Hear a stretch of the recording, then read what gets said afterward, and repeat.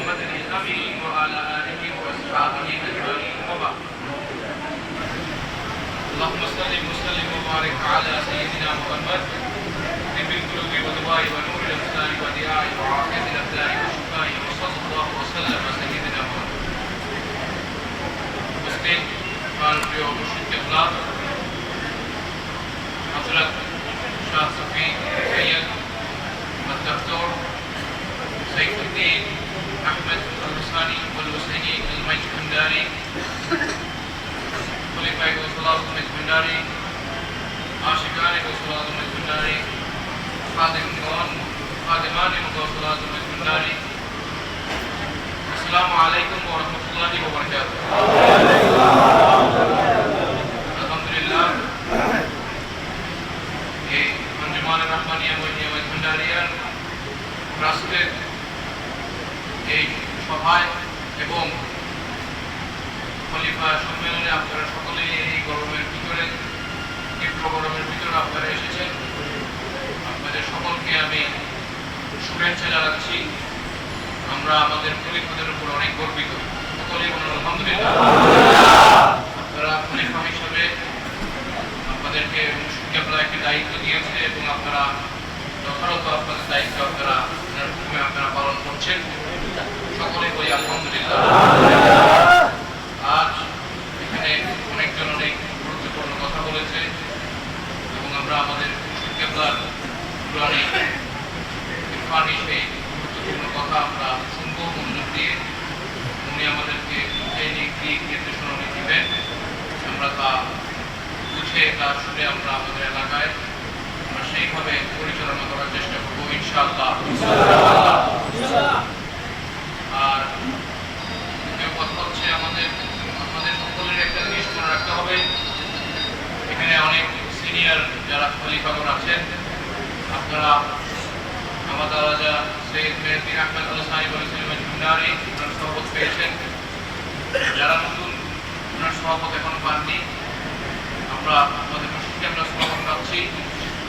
এলাকার মধ্যে আপনাদের মুরব্বী যারা থাকবেন, মুরব্বী খলিফা যারা আছেন তাদেরকে সম্মান করার চেষ্টা করবেন, তাদের থেকে জ্ঞান নেওয়ার চেষ্টা করবেন।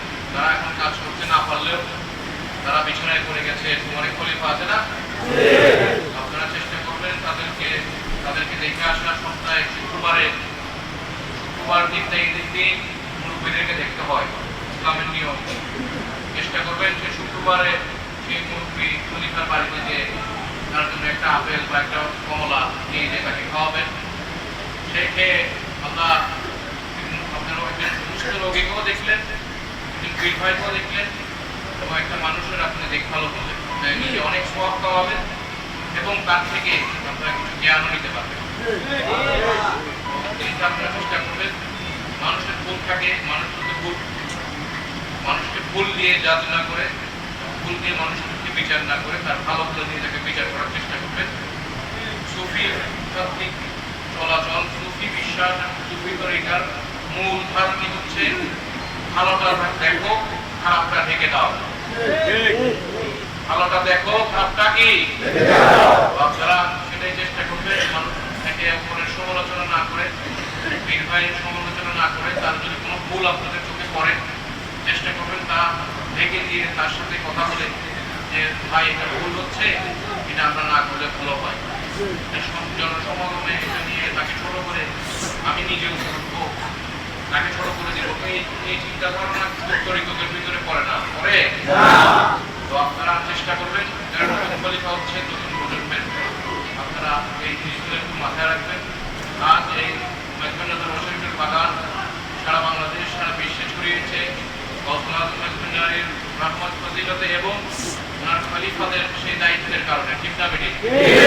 খলিফারা যদি তাদের দায়িত্ব ঠিকভাবে পালন না করতো আজ আমরা বাংলার জমিনের সবখানে মজহন্ডারির আশীর্বাদ পেতাম না। তো আপনাদের উপর একটি মহান দায়িত্ব আমাদের মুর্শিদ কেবলা অর্পণ করেছে, আপনাদেরকে দিয়েছে। আপনারা সেই দায়িত্ব সময় ভাবে পালন করার চেষ্টা করবেন। একজন আইডাল হিসাবে আপনারা আপনাদের গ্রামে এলাকায় থাকবেন, সকলে যেন আপনাদের পিছনে হাঁটে, আপনাদেরকে ফলো করে। আমি আমার যতটুকু আমার বাবা যান আমাদেরকে আমাদেরকে শিখিয়েছেন এটা আমার যতটুকু বলার সম্ভব। আপনারা খলিফাগণ, আপনারা অনেক জ্ঞানী আছেন, আপনারা ভালোই বুঝেন, সমাজ চালান, দেশ আমাদের পরিবার পরিজন চালান। আপনারা ওভাবে বিবেচনা করবেন, এলাকাকে ওভাবে মেনটেন করবেন এবং শিক্ষাগুলার হুকুম অনুযায়ী এই বাগানকে আমরা সুন্দর করার চেষ্টা করব ইনশাআল্লাহ। তবে একটি কথা বলে শেষ করতে চাই, আমার বাবাজানকে আমার দাদাজান একটি স্বপ্ন দেখিয়েছিলেন। উনি দেখেছিলেন ওনারা একটি জায়গায় ওনারা মেহফিল করছেন, মেহফিলের পরে ওনারা একটি বাগানে হাঁটতে গেলেন। খুব সুন্দর বাগান, ফুলের বাগান, চারদিক ফুল, বিশাল একটি বাগান, বিভিন্ন পদের ফুল। তখন আমাদের বাবাজান মহান মুর্শিদ মেহেদী আহমেদুল্লাহ সানি মজুমদারকে উনি বললেন যে বাবা, আমরা আমাদের এরকম একটা বাগান করা উচিত। তখন উনি বললেন হ্যাঁ, এরকম বাগান আমাদের প্রয়োজন। আপনারা কি সেই বাগানে থাকতে রাজি নাকি বেরাজি? সেই বাগানের ফুল হতে রাজি? তাহলে আমরা আমাদের সেই বাগানের যিনি মালিক যেভাবে আমাদেরকে সেই ফুল যেভাবে উনি উঠাবেন আমরা সেইভাবে করবো, ঠিক না? আপনারা চেষ্টা করবেন সেইভাবে ফুল হয়ে উঠে আসার এবং সৈয়দ মেহেদী আহমেদুল্লাহ সানি মজুমদারের এই বাগানে আপনারা সুন্দর ফুল হয়ে উঠে থাকার চেষ্টা করবেন। আমার কথা একটুকুই, আপনারা ভালো থাকবেন, সুস্থ থাকবেন এবং এই গরমে পরিবার পরিজন বয়স্ক যারা আছেন একটু পানি খেয়ে থাকবেন, বেশি করে স্যালাইন পানি খাওয়ার চেষ্টা করবেন। যারা মুরব্বী আছেন, আমাদের অনেক মুরব্বীগণ, অনেক আশিকান বৃন্দ এই 2024 সালে ইন্তেকাল করেছে। আব্দুর রহিম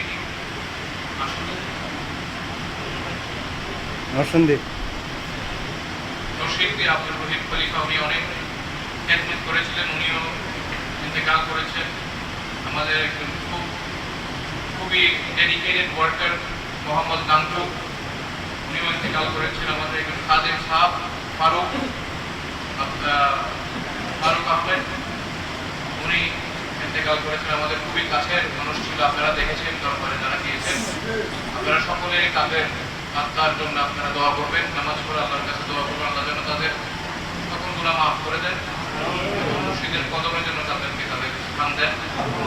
এবং আমরা এই গরমের ভিতরে গরম থেকে বাঁচার জন্য কোনো উপায় যদি আপনাদের খুঁজতে হয়, আপনারা গাছ লাগানো ছাড়া কোনো উপায় নেই। আপনারা বাড়ি বানাতে পারেন, কিন্তু বাড়ির মধ্যে আমরা ওই চুলার মতন ফ্রাই হয়ে যাব, আমরা কিন্তু গরম থেকে বাঁচতে পারবো, ঠিক না বেটি? বাঁচার উপায় হচ্ছে গাছ। তো আমরা দেশের বিভিন্ন জায়গায় যে মুর্শিদ কেবলার হুকুমে ওনার নেতৃত্বে আমরা বৃক্ষরোপণ একটি কর্মসূচি করছি।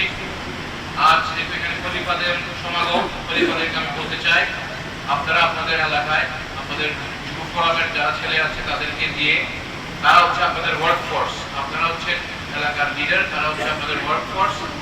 আপনারা আপনাদের ওয়ার্কফোর্স দিয়ে এলাকার মধ্যে আপনারা গাছ রোপণ করুন। একটি গাছ কাটলে 10টা গাছ লাগানোর চেষ্টা করুন, 10টা না হলে 5টা লাগানোর চেষ্টা করুন। বাড়ির আশেপাশে নিম গাছ, যে গাছগুলোতে ঠান্ডা থাকে, এই ধরনের গাছ আপনারা লাগানোর চেষ্টা করুন।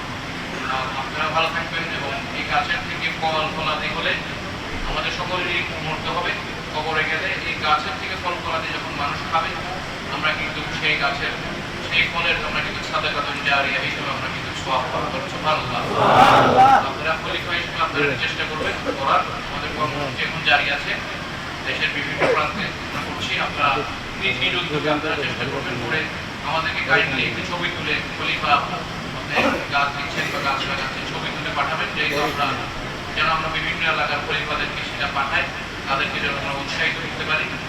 আপনারা এটা চেষ্টা করবেন এই গরমের ভিতরে এটা করার। ইনশাআল্লাহ আমি শেষ করছি। আল্লাহ আমাদের সকলকে ভালো রাখুক, সুস্থ রাখুক এবং আপনার হুকুমের চলার সুন্দর গোলামি করার তৌফিক দান করুন। আমিন।